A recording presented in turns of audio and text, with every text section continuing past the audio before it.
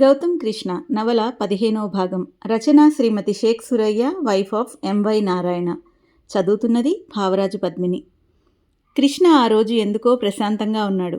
తీరిగ్గా తన bank accounts check చేసుకుంటున్నాడు. ఇంకా తను కార్పొరేట్ సొసైటీలో తన ఇంట్రడక్షన్ ఇవ్వడానికి ఇదే సరైన సమయం అని డిసైడ్ అయ్యాడు. ఢిల్లీ లాంటి కాస్మోపాలిటన్ నగరాలలో తమని తాము పరిచయం చేసుకోవాలంటే అదో పెద్ద తంతులాగా ఉంటుంది.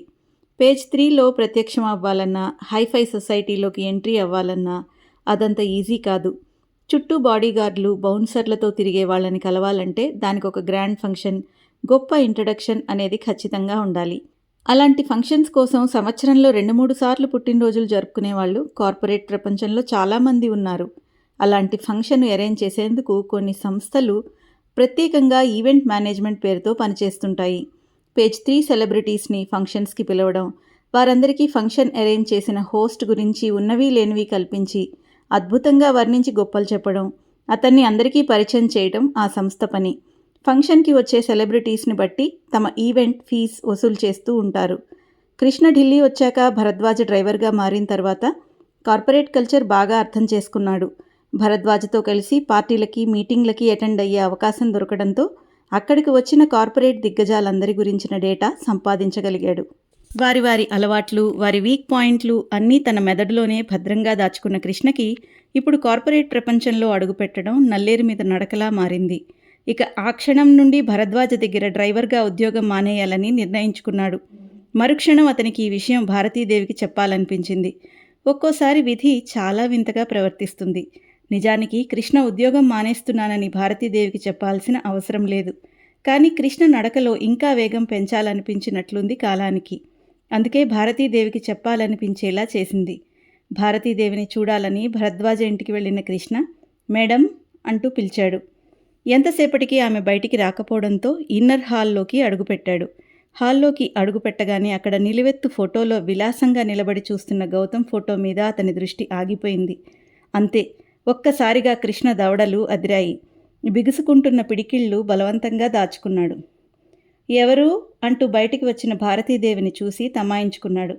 నేను మేడం, రాఘవని. మీరు కనపడకపోతే హాల్లోకి వచ్చాను, సారీ అన్నాడు. అయ్యో అదేం మాట అంటూ కుర్చీ లాగింది కూర్చోమన్నట్లుగా. మేడం, వీరు అన్నాడు ఆ ఫోటో ఎవరిదో తెలియనట్లుగా మొహం పెడుతూ. మా అబ్బాయి గౌతమ్ అంది భారతీదేవి. ఇప్పుడు ఇక్కడ లేరా మేడం అనుమానంగా అడిగాడు కృష్ణ. లేడు బాబు, ఏదో రీసెర్చ్ పని మీద బయటికెళ్ళాడు. గౌతమ్ పేరు పలుకుతున్నప్పుడు ఆమె కళ్ళల్లో వెలుగు కృష్ణలో మరింత కోపాన్ని పెంచింది. నెమ్మదిగా తన్ను తాను సంభాళించుకుంటూనే కుర్చీలో కూర్చున్నాడు. మేడం, నేను మీ దయవల్ల ప్రస్తుతం బాగానే సెటిల్ అయ్యాను. నా ఫ్రెండ్స్ కొంతమంది సాయం చేశారు.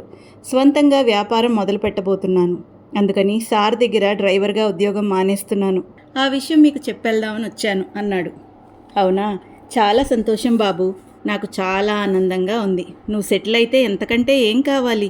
భగవంతుడు నిన్ను చల్లగా చూస్తాడు అంటూ సంతోషపడిపోయింది భారతీదేవి. ఇంకో క్షణం అక్కడే ఉంటే తన ఫీలింగ్స్ బయటపడిపోతాయేమో అన్న అనుమానంతో వెళ్ళొస్తాను మేడం అంటూ బయటికి నడిచాడు కృష్ణ.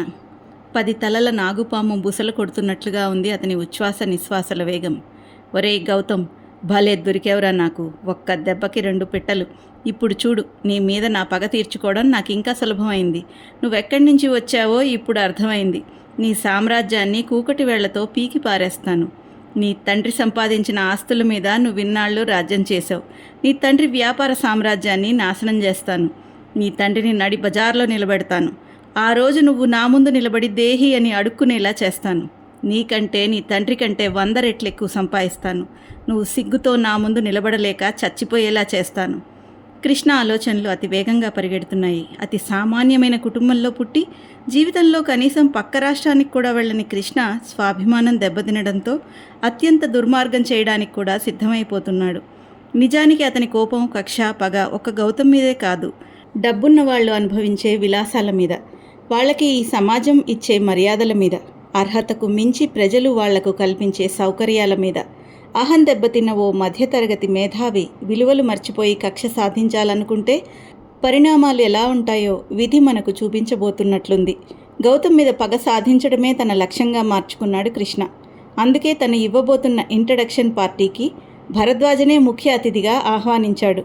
తను అప్పటికే సేకరించి ఉంచుకున్న భరద్వాజ కాంటాక్ట్స్ని, కస్టమర్స్ని, కార్పొరేట్ ఫ్రెండ్స్ని ప్రత్యేకంగా ఆహ్వానించాడు. ఢిల్లీలోని అత్యంత ఖరీదైన ఏరియాల్లో ఒకటైన కన్నాట్ ప్లేస్లో అత్యంత ముఖ్యమైన బిజినెస్లు నడిచే ఓ 30 అంతస్తుల భవనంలో తన ఆఫీస్ తెరిచాడు కృష్ణ. తనని ఢిల్లీ నగరంలో బిజినెస్ ప్రముఖులకి పరిచయం చేసుకోవడం అతని లక్ష్యం. అందుకు అతని పుట్టినరోజు నెపంతో ఓ గ్రాండ్ పార్టీ అరేంజ్ చేసిన కృష్ణకి తన ప్రయత్నం బాగా సక్సెస్ అయిందని నమ్మకం కలిగింది.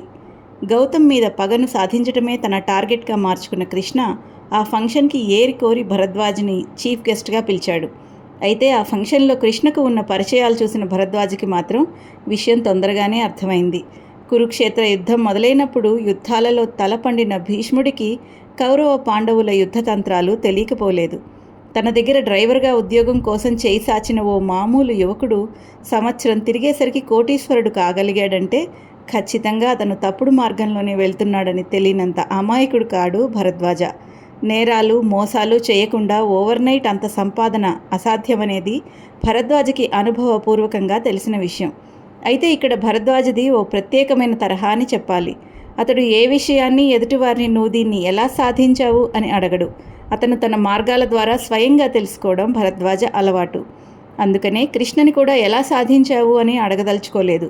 అయితే ఇక్కడ భరద్వాజ కృష్ణ విషయంలో దేన్ని సీరియస్గా తీసుకోలేదు. అతను తన జాతివాడే కనుక తనకు అవసరమైనప్పుడు వాడుకోవచ్చు అనుకున్నాడు. తన వ్యాపారాలకి అడ్డం రానంత వరకు ఎవరి గురించి పెద్దగా ఆలోచించాడు భరద్వాజ.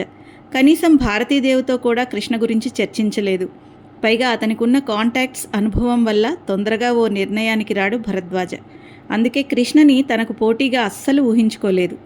అదే ఆ నమ్మకమే భవిష్యత్తులో తన పతనానికి చెల్లించబోతున్న మూల్యమని అప్పుడు భరద్వాజకి తెలియదు. ఓ రకంగా చెప్పాలంటే గౌతమ్ దగ్గర లేకపోవడం, పని ఒత్తిడి పెరగడం, కొంచెం బిజీగానే మారిపోయింది భరద్వాజ షెడ్యూల్. అందుకే అన్నింటి మీద దృష్టి పెట్టలేకపోతున్నాడు. ఆ పార్టీ నుండి వచ్చాక కృష్ణ గురించి మర్చిపోయాడు భరద్వాజ. కానీ కృష్ణ మాత్రం భరద్వాజ గురించే ఆలోచిస్తున్నాడు. భరద్వాజ ఆయువు పట్టు ఏమిటో తెలుసుకోవడం ఎలా అనే ధ్యాసలోనే ఉన్నాడు.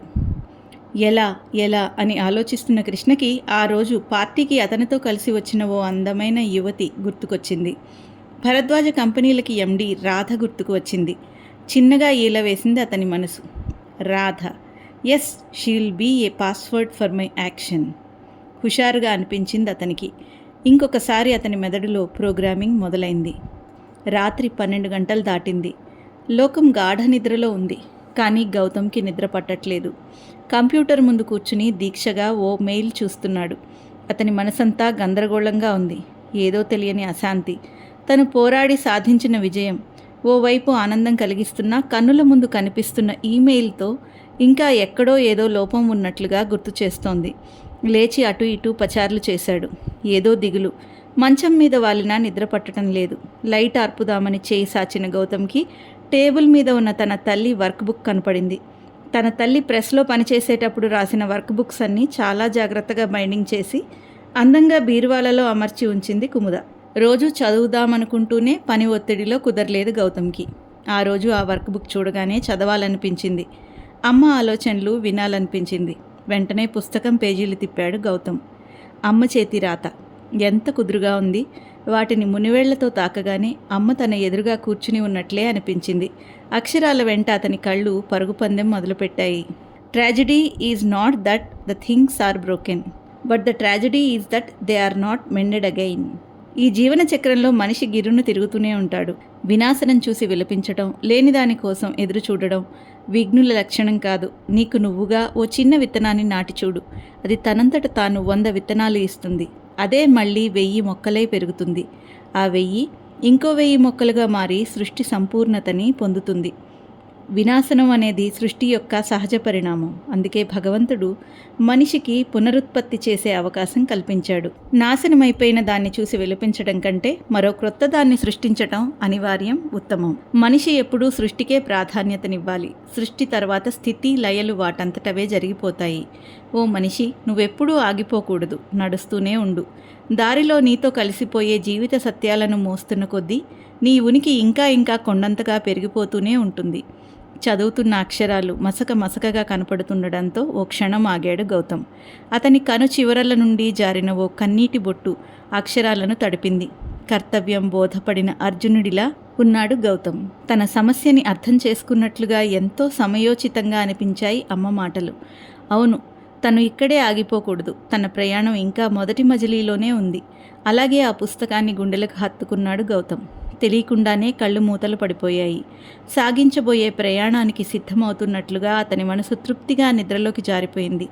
నుదిటి మీద చల్లగా తగిలిన మునివేళ్ల స్పర్శ. అతనిలో ఏదో విద్యుత్తు ప్రవహించినట్లుగా అనిపించింది. ఉలిక్కిపడి లేచాడు గౌతమ్. పక్కనే టీ కప్పుతో నిలబడి ఉన్న కుముదని చూశాడు.